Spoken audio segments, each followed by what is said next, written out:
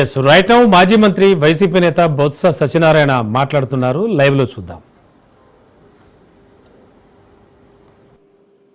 అని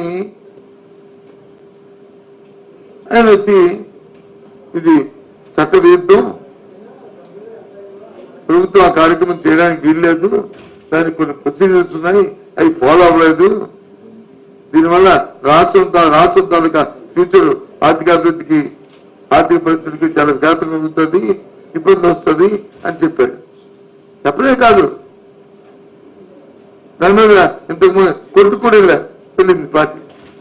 ఎస్, ఎందుకు ఇది తప్పని కోర్టులో పెండింగ్ ఉంది. అంతకుముందు కూడా వీటి మీద ఏపీ బెవరేజ్ కార్పొరేషన్ లోన్ తీసుకొస్తే తెలుగుదేశం పార్టీ అంతకుముందు కూడా కోర్టుకి వెళ్ళింది. ఆ కోర్టు వచ్చి కొట్టేసింది. ఏమని? నో, ప్రభుత్వానికి హక్కు ఉంది, ప్రభుత్వం ఈ నామ్స్ ప్రకారమే విత్ ఇన్ ది లిమిట్స్ లోనే ఆ కార్యక్రమం చేస్తుంది అని. తేడా ఇది. దానికంటే దేశత్వం అంటే ఏం దేశత్వం? నువ్వు చేసిన దేశత్వం, మీరు చేస్తున్న దేశత్వం. దీని తాలూకు మొత్తం ఎవ్రీథింగ్ అంతా కూడా దానికన్నా తీసుకొస్తాను. నేను కూడా టైంలో గవర్నర్ గారిని కలిసి ఈ రాజ్యాంగ ఇది చట్టవిరుద్ధ కార్యక్రమం జరుగుతుందని చెప్పడానికి వచ్చాను. ఆ లోపల నాకు 15 రోజులు పోగలేక వెళ్ళలేకపోయాను.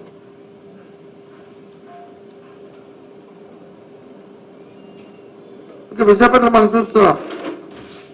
ఇవాళ పత్రికలో చూశారు, ఇవాళ అంతకుముందు 2 రోజుల ముందు చూశాను, ఒక వారం రోజుల ముందు చూశాను. ఇప్పుడు ఒక పత్రిక అయితే పొద్దున్న రాశారు. నాకు ఒక పత్రిక అదే, అన్ని పత్రికలు అయితే పార్కులకు అప్డేట్ చేస్తారని.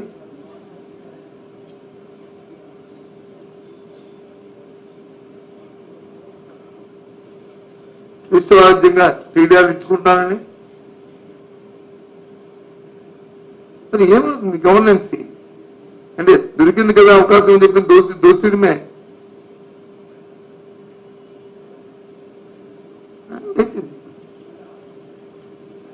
సంవత్సరం నుంచి చూసాను. అబ్బా, ఎన్నికల ముందు ఈ సంవత్సరకాలం నేను చూశాను ఎన్నో ప్రెస్ కాన్ఫరెన్స్ లో వైసీపీ వచ్చి భూములు తీసేశారు, ఇక్కడ వైసీపీ వచ్చి టీడీఆర్ లో డబ్బు కొట్టేశారు, వైసీపీ అధికారంలో వచ్చి చేశారు. ఏది మరి సంవత్సరాల అధికారులు మీరే ఉన్నారు కదా,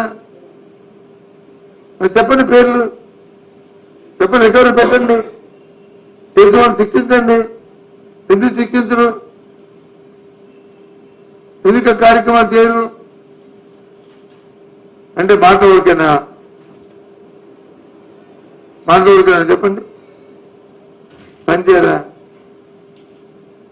సాక్షాత్తు నిన్న రేపు లెటర్ తయారు చేశాను ముఖ్యమంత్రి గారికి, చీఫ్ సెక్రటరీకి, అందరికి కలిసి మీకు లెటర్ లీక్ చేస్తారు రేపు ఆ విషయాన్ని. ఇక్కడ జరుగుతున్న భూభాగత్వం రేపేంటో నేను లెటర్ మీద తీసి ఆ విషయాలు కూడా నేను చెప్తాను.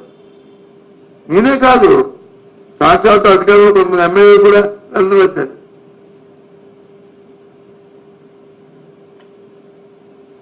వాళ్ళు ఎందుకు వేశారు నాకు తెలియదు, కానీ నేను రాస్తున్నాను.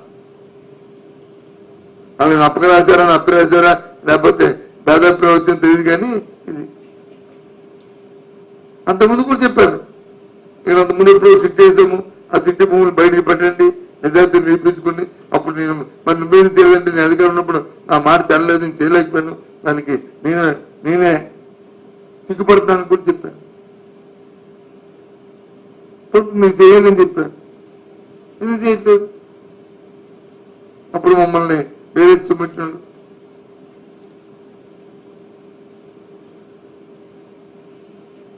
ఎందుకు చెప్పానండి నేను?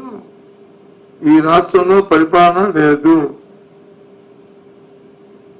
డొలతనం బయటపడిపోతుంది, సంవత్సర కాలంగా ఇచ్చిన వాగ్దానాలని నెరవేర్చడంలో విఫలమయ్యారు, అవి చేయాలనే చిత్తశుద్ధి లేదు. సుమారు 1,30,000 కోట్ల రూపాయలు 50 నుంచి 50,000 కోట్ల వరకు అప్పు తీసుకొచ్చారు. 1,50,000 కోట్లు అంటే మాట్లాడండి. ఒక సంవత్సరం ఏం చేశారంటే ఏం లేదు. కొన్ని ప్రజలకి ఏమైనా జగన్మోహన్ రెడ్డి ఇచ్చినట్టు మీరు ఏమైనా బటన్ నొక్కి ఇచ్చారా? లేదు, ఒక 1000 రూపాయలు పెంచిన తప్ప నువ్వు ఇచ్చారు.